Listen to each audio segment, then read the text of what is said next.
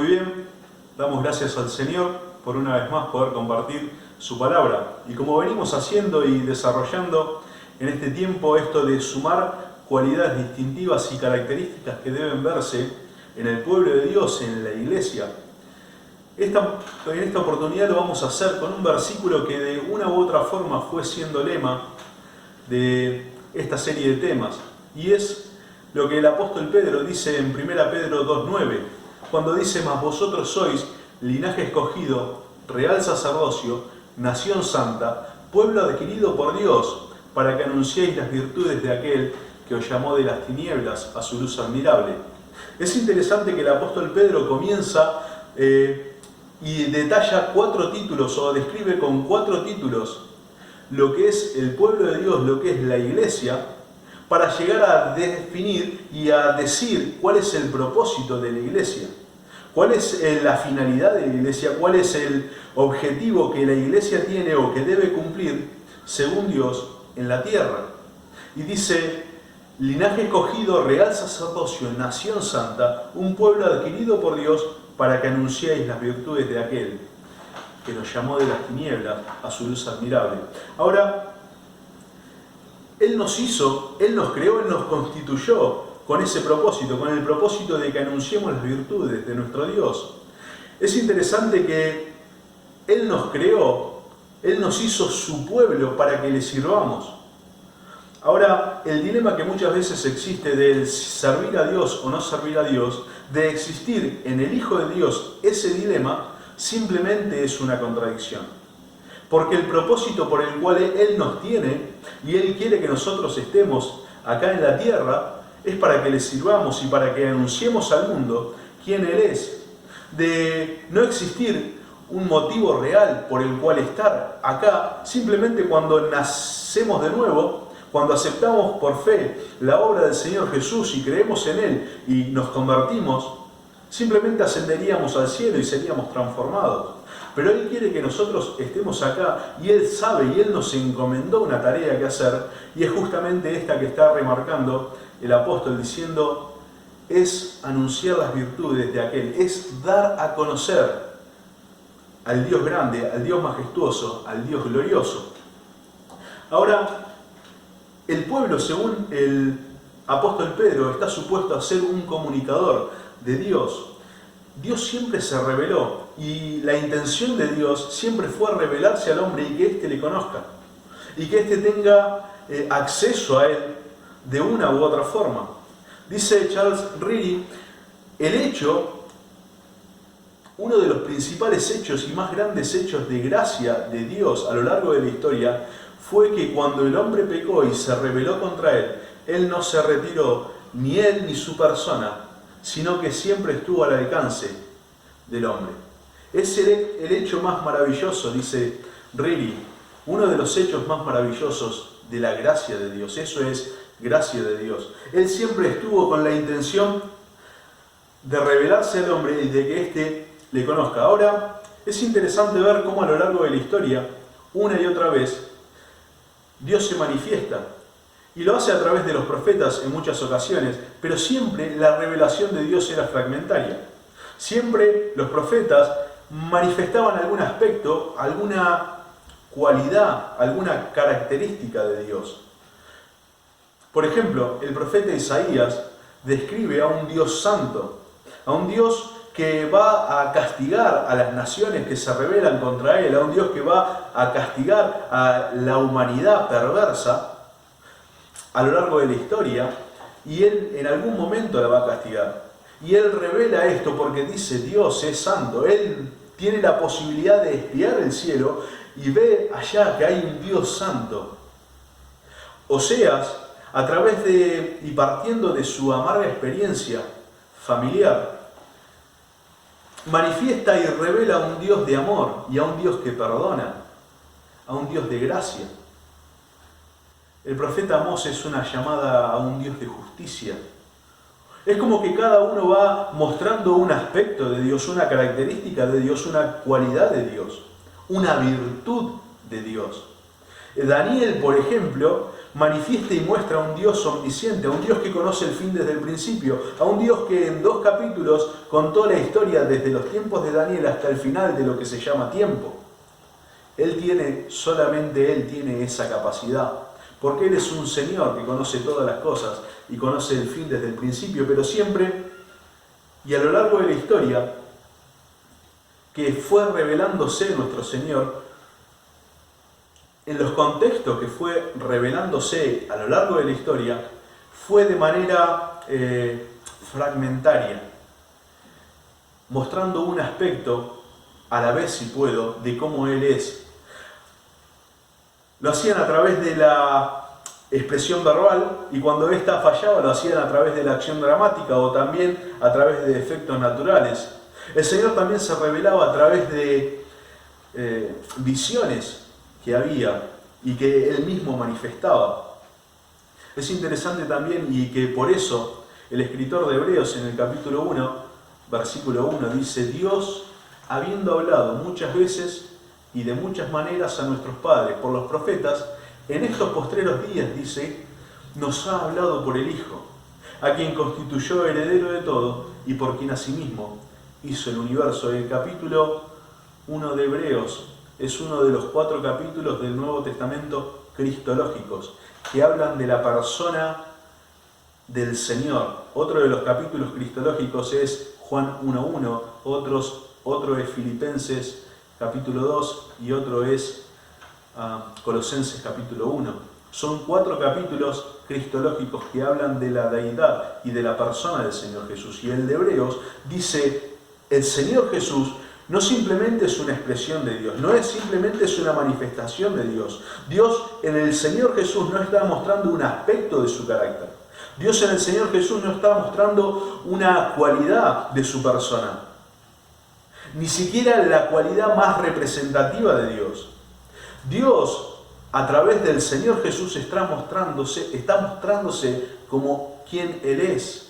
Quien ve al Señor Jesús está viendo a Dios mismo. Y es lo que el mismo Señor dice en Juan 14:9. El que me ha visto a mí, ha visto al Padre. Porque el Señor Jesús no es una manifestación o una revelación de Dios, sino que es Dios mismo. Ahora, la voluntad y la intención y el objetivo de Dios fue siempre de ser visto, entendido y comprendido y captado y conocido por los hombres. Siempre Él quiso eso. Siempre Él quiso que todos los hombres le conozcan. Y el apóstol Pedro entiende y sabe esto y lo tiene bien aprendido al concepto de lo que Dios siempre tuvo como idea y como intención de que el hombre le conozca, y dice: el propósito principal de todo el pueblo de Dios, el propósito principal de la iglesia, es que anuncie las virtudes. Ahora, ¿qué es lo que debemos anunciar? ¿Qué es esto que se llama virtudes? Y ciertamente se refiere a las cualidades inherentes a la persona y que tienen que ver y que describen el carácter de nuestro Señor. No son acciones de nuestro Señor. Es interesante que Él no dice que anunciemos lo que Él hizo. Él no dice que anunciemos lo que Él hace. Él no dice que anunciemos lo que Él va a hacer.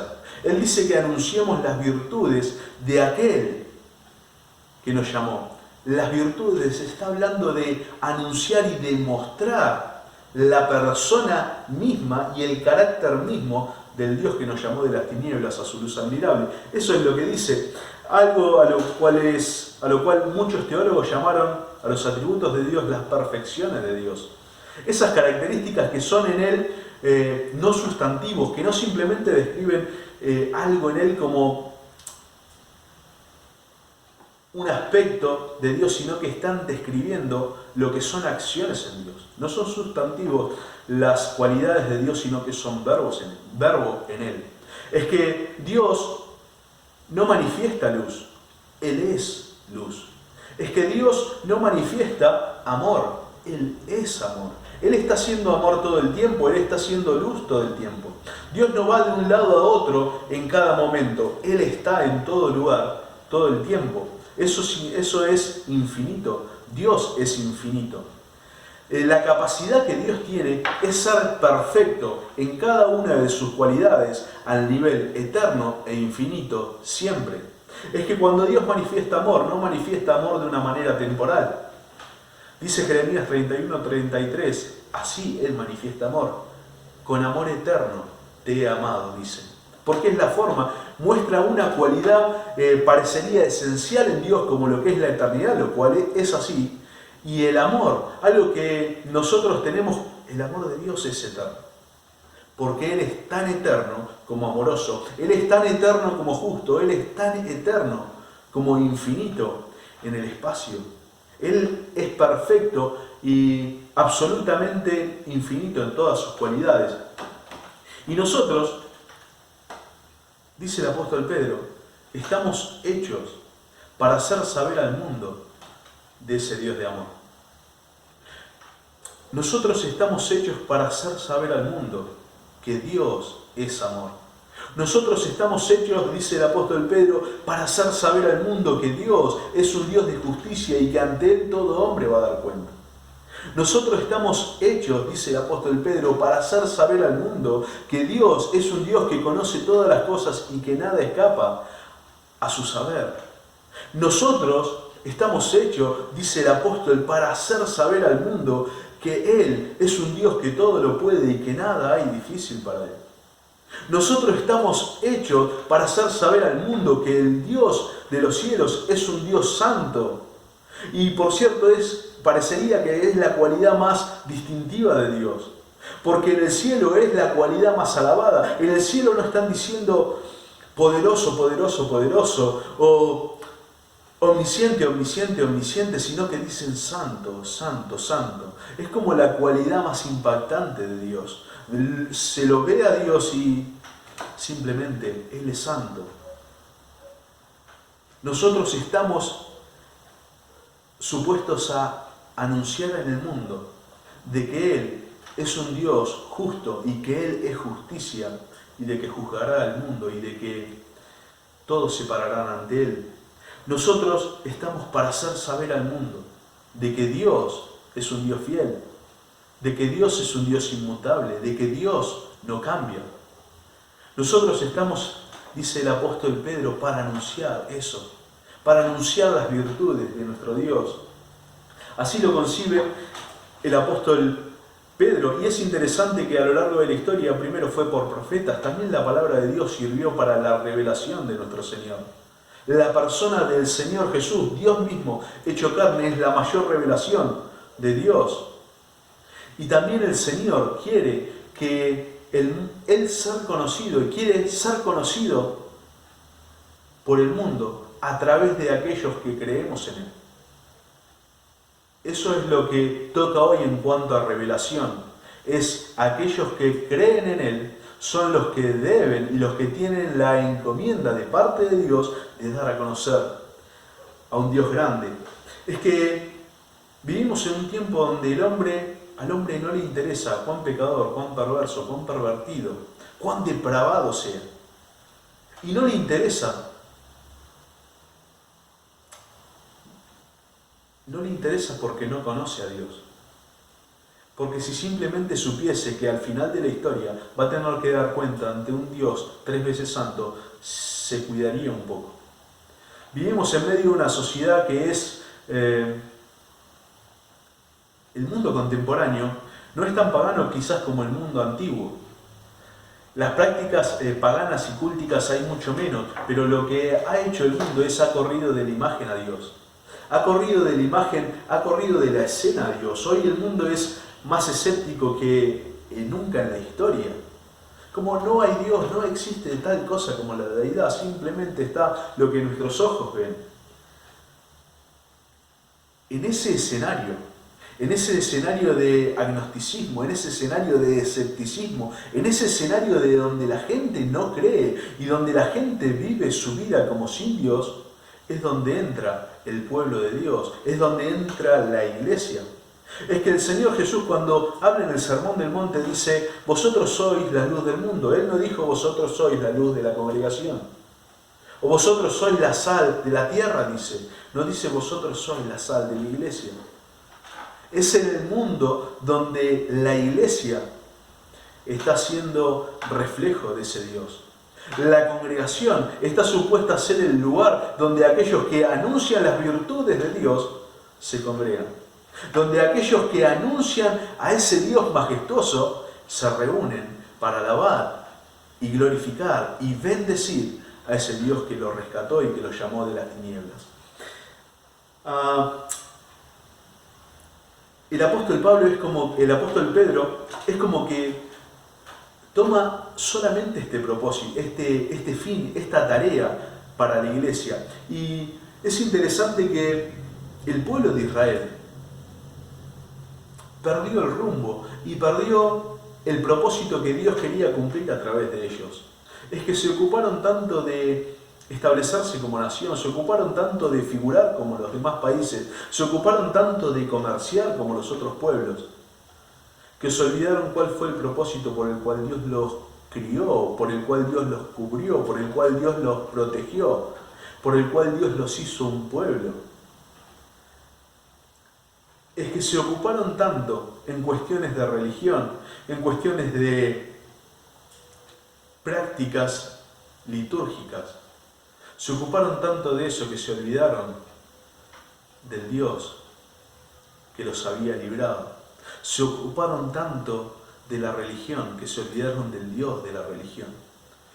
Se ocuparon tanto de servirse a sí mismos a través de todas las cosas que ellos tenían como prácticas, que olvidaron a Dios. Es interesante que se ocuparon tanto de sí mismos, al punto tal de que se ensoberbeció tanto el pueblo de Israel, que en el primer siglo, en tiempos de los apóstoles, los judíos se creían que simplemente eran salvos o simplemente eran aceptos ante Dios porque eran del linaje de Abraham.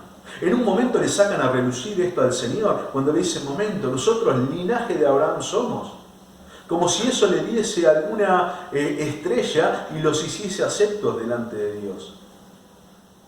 El apóstol Pablo en la carta a los romanos, en los primeros capítulos, le tiene que decir como a la pasada, si hay algún judío escuchando, cuando él envía la carta a Roma diciendo, todos los judíos en nada aprovechan el ser judíos, porque cada uno debe postrarse a los pies de Cristo Jesús y arrepentirse de sus pecados, porque tiene pecado igual que cualquier otro hombre en la tierra.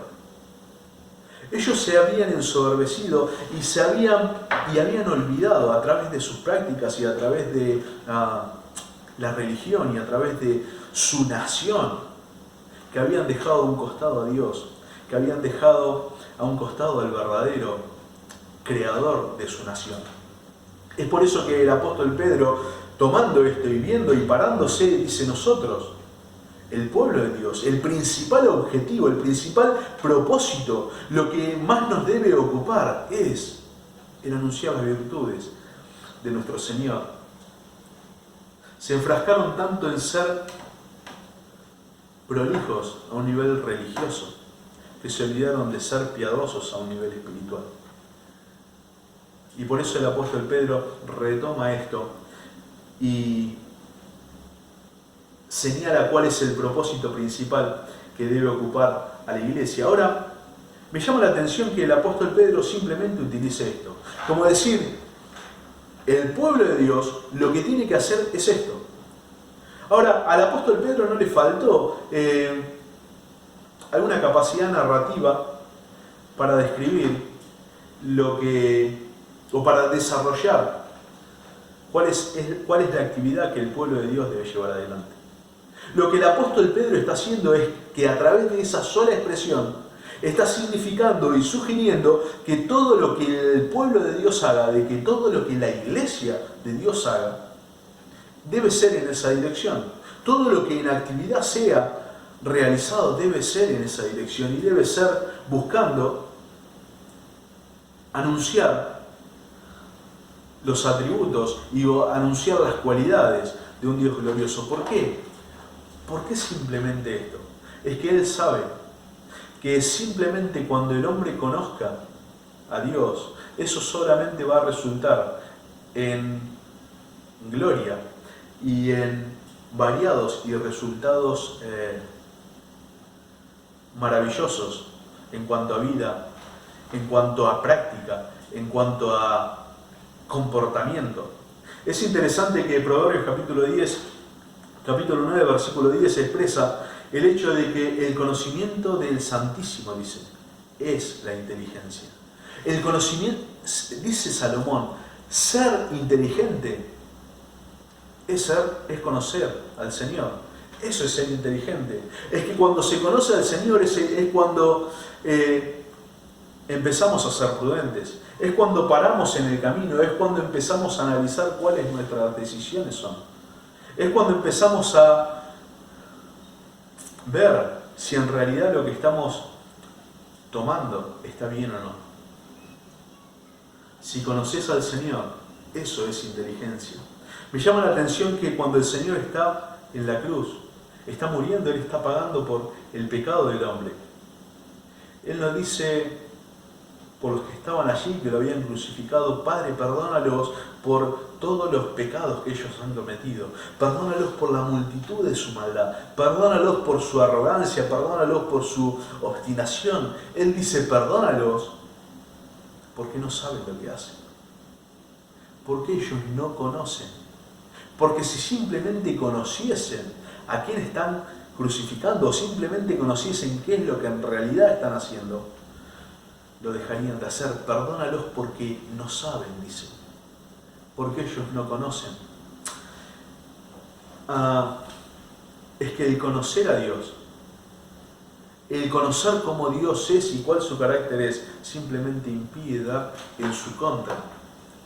El conocimiento frena de caer al pueblo. Dice Oseas capítulo 4, versículo 6, el Señor, por medio del profeta, mi pueblo cae por falta de conocimiento. Mi pueblo cae por falta de conocimiento. No cae por la astucia del enemigo, no cae por la maldad del enemigo, no cae porque el contexto es terrible, no cae por la situación de una tentación irresistible.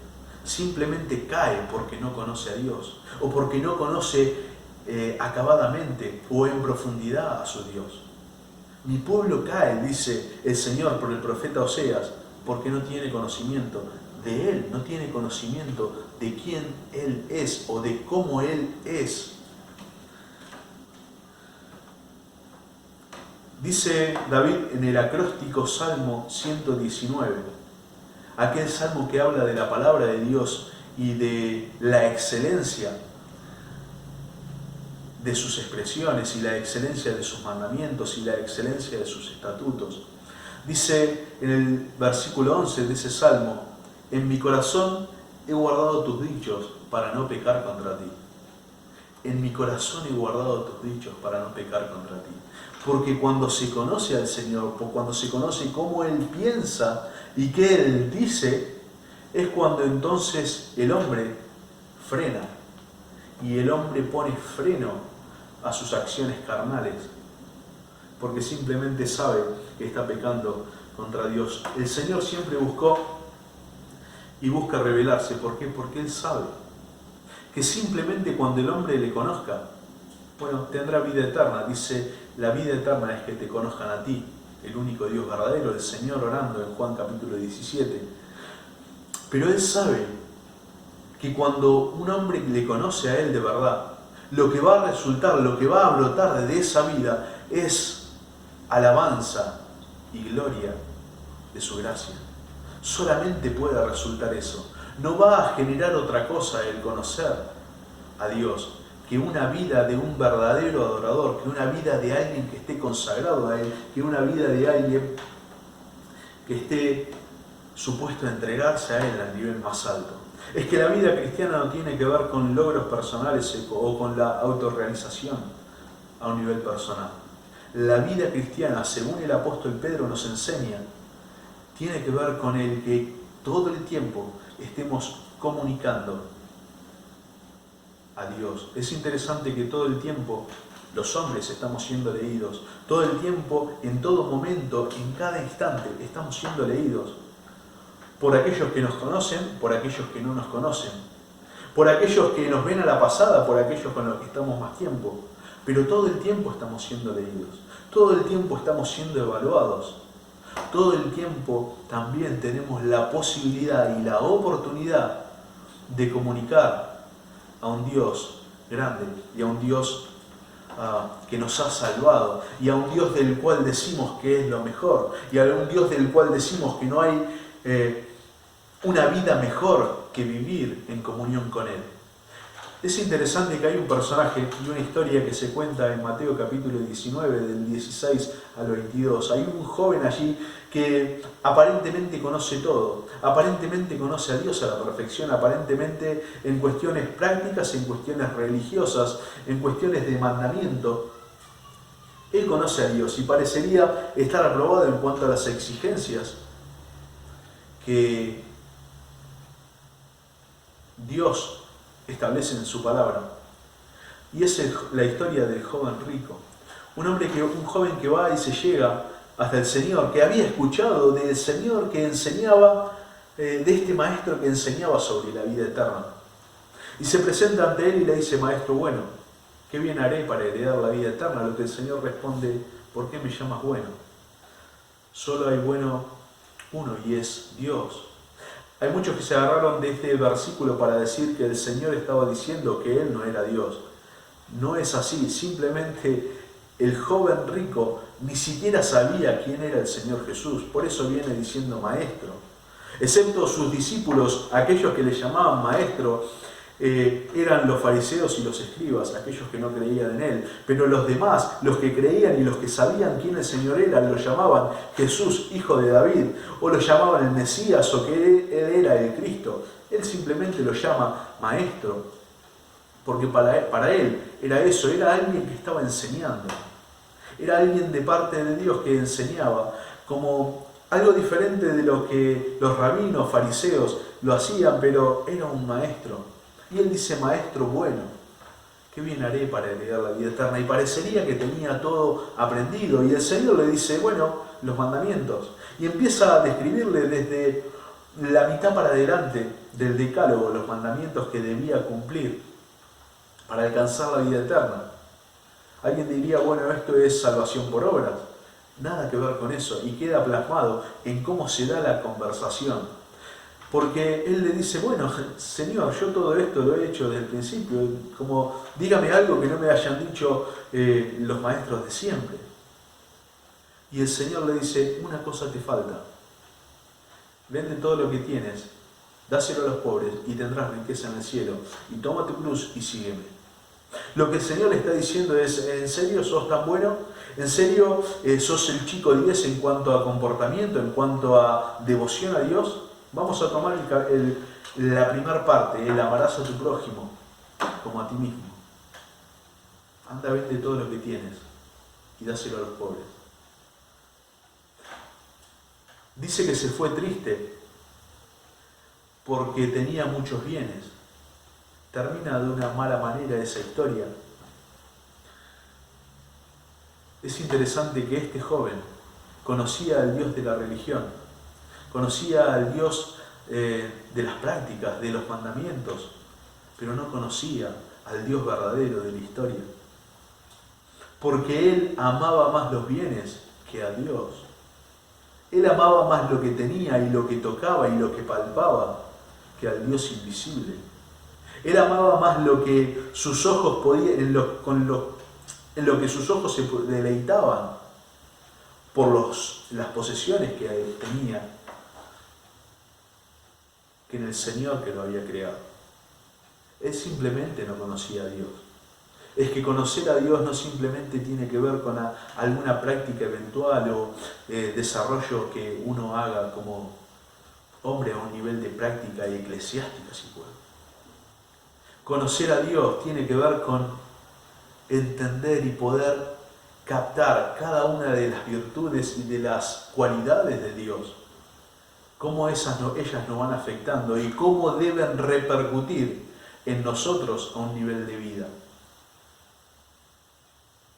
Es que alguien que conoce a Dios simplemente jamás se jactaría de que es perfecto ante Él. No hubo, ni habrá, ni hay grandes hombres de Dios, ni grandes mujeres para con Dios. Lo que sí hubo, hay y habrá son pequeños hombres y mujeres, frágiles y débiles, en manos de un Dios grande, en manos de un Dios poderoso, en manos de un Dios misericordioso. Y esto no es una cuestión semántica, es pura teología bíblica. Porque Abraham fue y llegó a ser un referente espiritual y físico del pueblo de Dios, no porque él haya tenido buenas cualidades personales. De hecho, en algunas ocasiones, tristemente y a mi pesar, dejó mucho que desear. Él fue un gran referente porque se puso en manos y confió en un Dios que es todopoderoso. El rey David no fue un hombre, no fue el gran rey David porque haya sido un hombre que a un nivel personal haya tenido muchos atributos y haya tenido la capacidad de mantenerse siempre a un nivel espiritual alto y como que nunca hubo error en él, lejos de eso, sino que fue un hombre que confió y que se aferró a un Dios que aún cuando él pecó, se aferró a un Dios de gracia y a un Dios que perdona y a un Dios que ama. Ahí está la grandeza de David, de saber a quién se tenía que aferrar. La santidad que se ve en Daniel. No hay gloria de Daniel allí, sino de que él se sometió y estuvo bajo el señorío de aquel que es el Rey de Reyes y Señor de Señores. De allí es de donde viene la santidad y la vida perfecta que vemos de Daniel. No hay gloria del hombre, aún en el comportamiento bueno del hombre. Es todo por pura obra y pura gracia de Dios.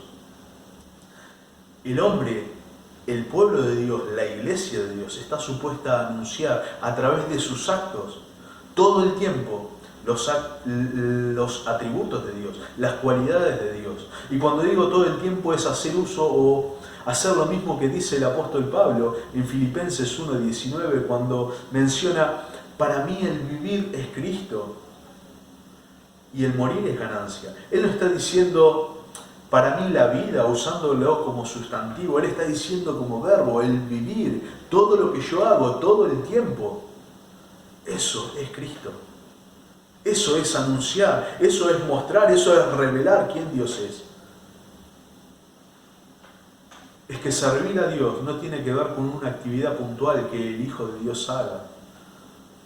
También es servir a Dios, pero servir a Dios en lo que pesa en la balanza para el Señor es que podamos ser útiles todo el tiempo, que podamos ser útiles en una conversación cuando entramos a un negocio, que podamos ser útiles en una conversación con un cliente, con un empleado, con un jefe, que podamos ser útiles cuando hablamos con nuestros hermanos, con nuestros padres, con un compañero de la facultad. Que todo el tiempo podamos ser útiles y de que todo el tiempo estemos anunciando a un Dios de poder, a un Dios de justicia, a un Dios de amor, a un Dios inmutable, a un Dios que lo hace, a un Dios fiel, lo cual es y lo que lo hace más digno de confianza. Porque todas las cosas que pasan y van a pasar y seguirán pasando, van a acontecer, pero Él todavía va a seguir pensando lo mismo.